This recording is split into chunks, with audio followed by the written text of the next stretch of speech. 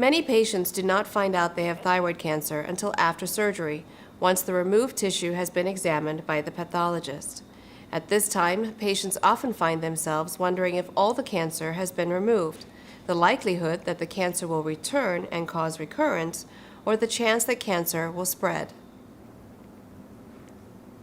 To provide an understanding of the prognosis for thyroid cancer patients, physicians use a thyroid cancer-specific staging system to classify the disease. There are many different thyroid cancer staging systems that have been developed, but the one that is most commonly utilized is the one described by the American Joint Commission on Cancer, known as the AJCC. The stages are organized as follows. Stage 1 is the least aggressive type. Stages 2 and 3 are mildly to moderately more aggressive, and Stage 4 is the most aggressive and could potentially result in death. The commonly accepted staging system is called TNM, which stands for tumor, nodes, meaning lymph nodes, and metastases, which refers to the spread of cancer beyond the local neck region to other areas of the body. In thyroid cancer, disease most commonly spreads to the lungs or bones. The TNN stages are determined by examining a tissue sample of the tumor, while the M classification is usually determined using imaging such as a CT scan, radioactive iodine, or PET scans, which can detect disease in the thyroid and other parts of the body. The number that is assigned to each of these three letters will determine the thyroid cancer stage, which will provide information regarding risk. Each category within the TNM system has subdivisions. The T in TNM refers to the size of the primary tumor within the thyroid gland. A T1A tumor is 1 centimeter or smaller. A T1B tumor is 1 centimeter or larger. A T2 tumor is greater than 2 centimeters but no larger than 4 centimeters. A T3 tumor must be greater than 4 centimeters if limited to the thyroid. However, if the tumor extends minimally beyond the thyroid gland, no matter what the size of the tumor, it is also classified as a T3 tumor. A T4 tumor is defined as a thyroid cancer that more extensively invades into surrounding structures. T4 is further subdivided into T4A, which can be surgically removed, and T4B, which cannot be surgically removed due to extensive involvement of neck tissues. The N part of the classification is divided into N0, which means that no lymph nodes appear to be involved with the cancer at the time of your surgery, and N1, which indicates that one or more nodes did contain cancer. Further classifications of N1 disease exist to define how extensive the lymph node involvement is.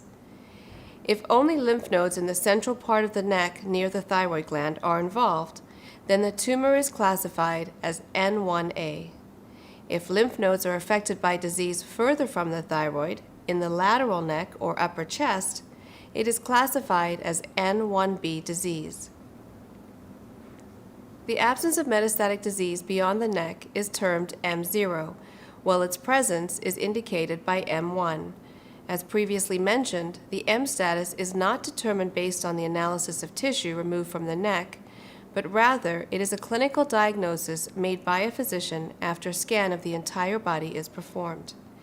If a body scan is not performed, then the letter X is placed after the M. MX indicates that the status of distant metastases has not been determined. One factor that is yet to be mentioned is patient age.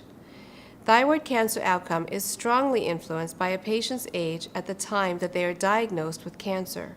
So cancer staging takes age into account as well.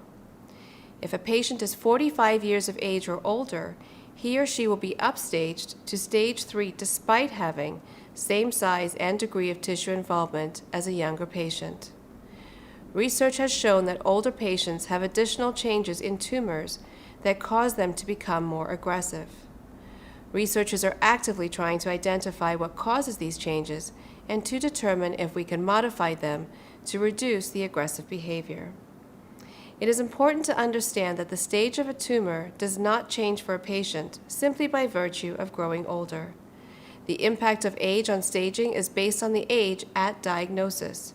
The purpose of the TNM system is to assist in predicting survival. With low risk of death in patients with T1 through T3 and M0 disease, and higher risk of death in patients with T4 and M1 lesions. Various scoring systems have been developed to predict survival and likelihood of disease recurrence. These often include other clinical information in their calculations.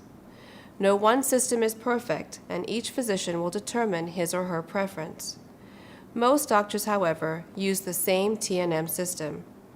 After being classified by the TNM system and considering age, staging is determined. Fortunately, the chances of dying from thyroid cancer are very small. Proper staging of thyroid cancer provides the following survival statistics. The 5-year estimated survival of patients with papillary thyroid cancer is near 100% for stage 1, near 100% for stage 2, 93% for stage 3, but only 51% for stage 4 disease. For follicular thyroid cancer, disease survival is 99% for stage 1, 99% for stage 2, 71% for stage 3, and 50% for stage 4. Recurrence of thyroid cancer is not uncommon and may require additional treatment. Since thyroid cancer tends to grow slowly, these recurrences may not be detected for several years, and in some cases, the cancer may go unnoticed for more than a decade. Therefore, it is important to be able to estimate each patient's risk of recurrence so that the frequency and extent of initial treatment and follow-up care correspond with the likelihood of the disease recurring. The American Thyroid Association, ATA, provides guidelines for the management of differentiated thyroid cancer by classifying patients as low, intermediate, and high risk for recurrence. The 2009 guidelines are as follows. Low risk, no local or distant metastases, which is spread of cancer beyond the neck. All macroscopic tumor removed. No tumor spread into local tissues in the neck. No aggressive histology. If given, no radioactive iodine uptake outside where the thyroid was located in the neck. Intermediate risk, microscopic spread into soft tissue near the thyroid. Neck lymph nodes involved. Radioactive iodine uptake outside the thyroid bed in the neck. Aggressive histology or spread into blood vessels. High risk, macroscopic tumor spread. Incomplete tumor removal. Distant metastases. An unexpectedly elevated thyroglobulin, a tumor indicator in the blood. The guidelines change every 2 to 3 years. This information provides a good indication of each patient's cancer stage and risk of recurrence, which is helpful in determining appropriate follow-up testing and surveillance. Patients are seen most frequently for 1 to 2 years, then generally have annual office visits with ultrasound imaging for several more years. If the follow-up of thyroglobulin level and the scans reflect a favorable response to the treatment that has been administered, then perhaps your physician will follow you less often after 5 years. For the small percentage of patients with persistent disease, follow-up is more frequent and testing is more extensive.